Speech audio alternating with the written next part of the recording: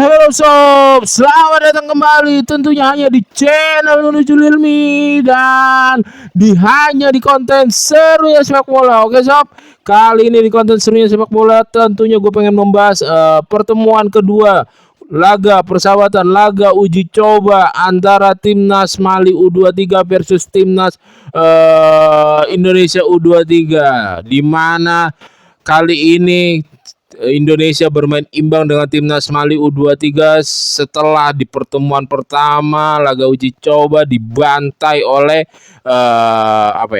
timnas Mali U23. Oke. Ya, kalau di pertandingan uji coba kedua kali ini kalau bisa di grade ya, dikategorikan di saat uji coba pertama misalkan dikasih nilai 4, tetapi di uji coba kedua kali ini ya 5,5 sampai 6 lah. Ada perbaikan, ada yang begitu nyata kalau kalian yang mencoba untuk objektif untuk menonton bolanya, untuk menonton pertandingannya, pasti melihat perbaikan tersebut pada permainan timnas U23. Ivar Jenner tidak terasa kerja sendirian lagi, gelandang yang menemaninya juga bisa kelihatan lah, bisa dibilang bisa kelihatan lah perannya. Terus ya 10 menit babak pertama laga pertandingan bisa dibilang milik timnas U23 sob. Oke. Mauro Zilstra di sana menghadirkan pergerakan yang bagus, penyelesaiannya masih belum pas ke gawang. Oke. Peluang keduanya dia menghadirkan shoot on goal di saat corner kick Doni Tri Pamungkas, terus bolanya terkena buangan sundulan dan bolanya jatuh ke kaki Mauro Zilstra, dikontrol, ditahan dan di-shooting udah ditutup sih sama kipernya Mali U23, tetapi yaitu peluang shoot on goal dan penempatan positioning yang bagus, kontrol bola yang baik oleh Mauro Zilstra dan insting yang cukup baik dari Mauro Zilstra. Dan ya setelah 10 menit Indonesia bermain pressing, Indonesia bermain zona defense yang bagus, zona defense yang berani di atas, zona defense yang merepotkan lawan. Timnas Indonesia U23 harus kemasukan kejebolan dulu kurang lebihnya menit 11 atau menit 12 ya, lewat kesalahan yang tipis banget timingnya. Doni Tri Pamungkas harusnya bisa dibuang tapi malah dicuri oleh pemain timnas Mali U23 dan langsung ada pergerakan di sana, bola di cutback, timnas Mali U23 unggul 1-0.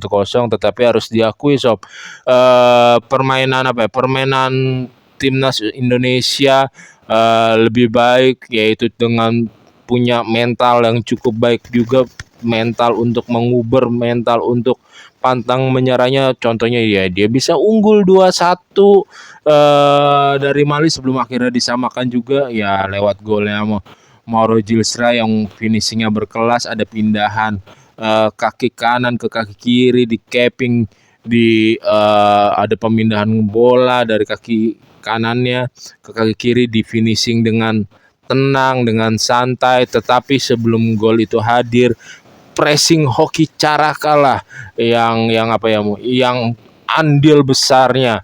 Hoki Caraka di sini juga gue berani bilang dia bermain lumayan baik, lumayan bagus gitu. Dia kan pemain depan, memang ada kesalahan sih dalam passing 4-5 kali ya. Dia pemain depan gitu.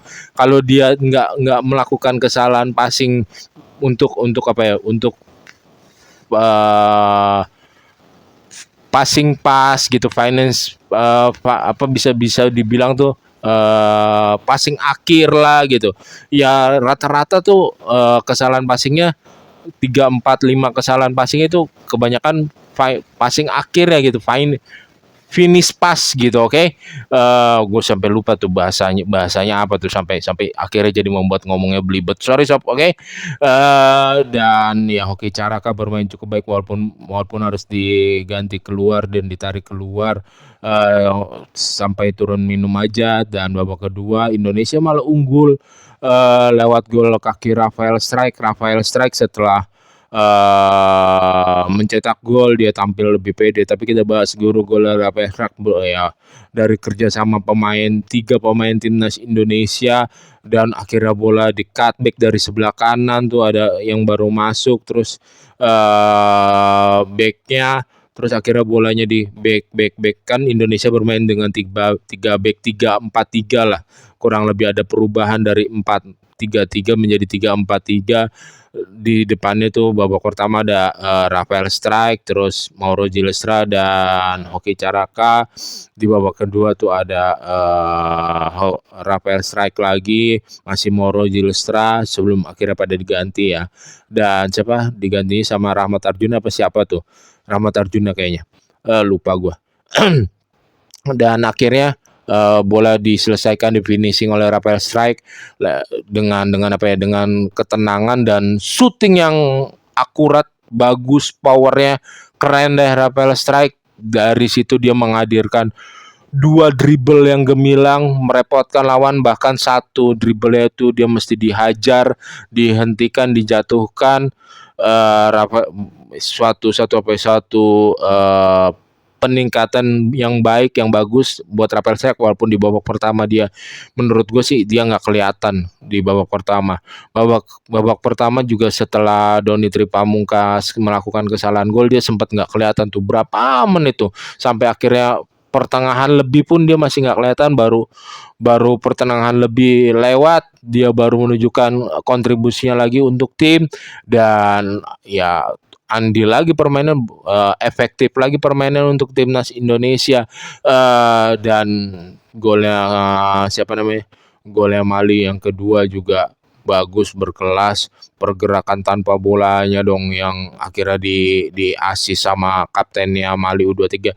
Ini pemain paling Mali U23 benar-benar paling pintar, paling smart, paling passingnya paling jitu, paling merepotkan dengan passingnya timnas U23. Kaptennya ini ya dia bermain di Liga Prancis kalau gua nggak salah, koreksi sob kalau gua salah silakan. Dia muncul dari pergerakannya Kadek ya, dan berhasil mengelabui Kadek dan berhasil meninggalkan Kadek. Bola di finishing, dan kipernya timnas Indonesia U23 si Dava tampil bagus, menyelamatkan, bisa bilang 3 save brilian, 1 juga penempatan positioning, penyelamatan save yang cukup baik. Tapi 3 save brilian dari Dava, yang bahkan 2 dari kesalahan 2 teman-temannya, 2 peluang tuh berhasil apa ya, berhasil dihentikan dan berhasil di save dengan sangat gemilang oleh si Dava.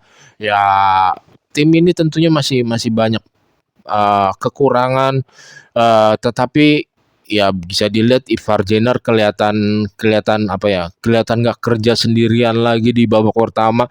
Doni Tripamungkas tusuk-tusukannya, cut inside-nya, masuknya, ada bantuan dari Rafael Struijk, bisa lebih pasti untuk membuka ruangnya.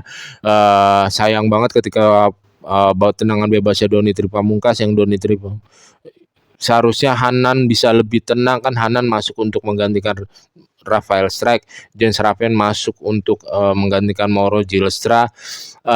Hanan bisa lebih tenang, tendangan finishing yang melambung tinggi, dan Jens Raven ketika ada bola, reaksi football, serangan balik juga yang seharusnya bisa menjadi counter, timingnya hilang gara-gara Jens Raven juga lama untuk mengontrol bolanya, dan bahkan kalau nggak salah menekuk dan capping lagi ke dalam, jadi timingnya hilang. Cuman masih banyak yang perlu dilatih, masih banyak perbaikan, masih banyak yang bisa diperbaiki menuju SEA Games kita sebagai juara bertahan juga.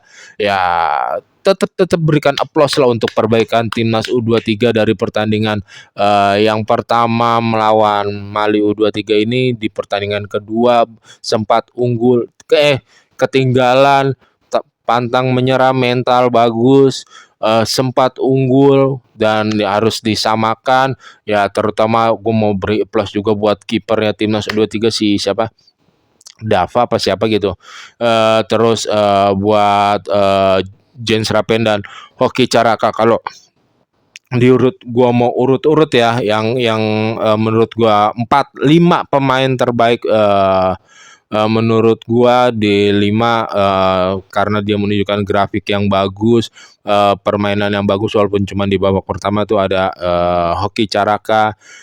Terus gue mau bilang ada satu lagi sebelum gue melakukan penilaian sob, ada Kadek Arel juga dia kan main 3 back belum apa ya belum penyesuaian belum sesuai lah gitu, berbeda sama Ferrari ketika dia di Persija kan. Thomas Doll ataupun siapa pelatih yang sebelumnya juga sering bermain 3 back dan Ferrari dipasang menjadi 3 back di belakang ataupun di right wing backnya kadang-kadang. Jadi Ferrari sudah mengertilah, sudah ya Ferrari nggak bagus banget tapi ya cukup sosok lah, cukup lumayan lah, oke. Ketenangannya di belakang ada untuk menghentikannya, untuk duel-duelnya, oke. Berbeda dengan Kadek Arel yang apa ya, dari positioningnya, terus dia membuang bolanya, passingnya masih belum kayak belum Kadek Arel lah gitu, oke. Kelima ada Hoki Caraka. Terus ada siapa lagi ya? Ada tandemnya Ivar Jenner yang di tengah. Siapa lagi? Gua lupa lagi namanya. Ya itulah. Terus ada siapa lagi ya? Ada Rahmat Arjuna atau siapa tuh? Yang memberikan assist ke Rafael Strike juga cukup bagus tuh. Terus Mauro Gilstra dan yang pertama kipernya sih, oke. Keren, bagus. Oke sob, sekian untuk konten serunya sepak bola kali ini. Jika kalian menikmati konten serunya sepak bola, jangan lupa untuk subscribe, comment, like, and share, and see you and bye bye. Sampai ketemu lagi di konten serunya sepak bola selanjutnya. Jaga kesehatan sob.